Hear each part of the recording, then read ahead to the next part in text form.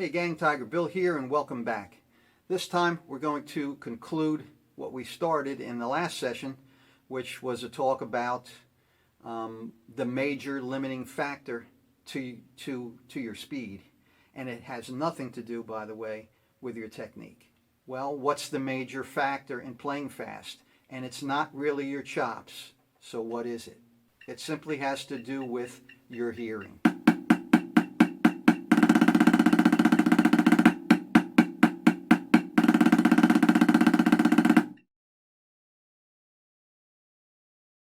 In your comments, if you said that the first one was wrong, the second one was right, you were absolutely correct. And here's what it sounds like at a slower tempo so you can really truly hear what's going on. Here's what it sounds like at 140 BPM.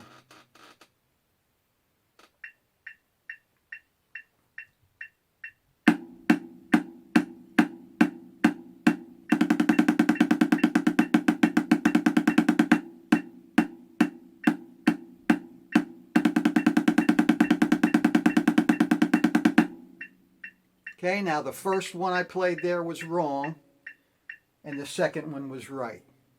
Now the first one was wrong because I played 16th notes for a full measure. Then on the second measure, I played for the first two beats, I played triplets, eighth note triplets. And then the following two beats, I played 16th notes again.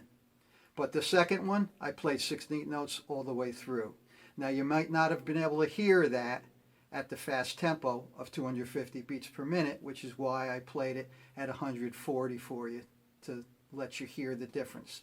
Now, as you do this yourself, practice it yourself, you'll find that as you play it really slowly, you can actually hear things much easier. But as you start to get faster with it, it starts getting more difficult to hear.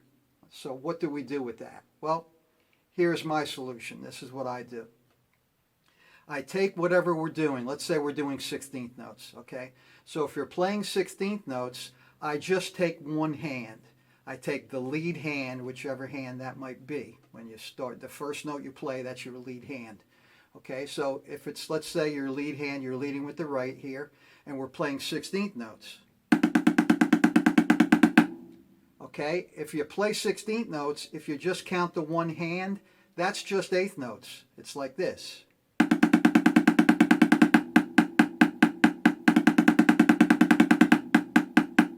Sixteenths, eighths, sixteenths, eighths.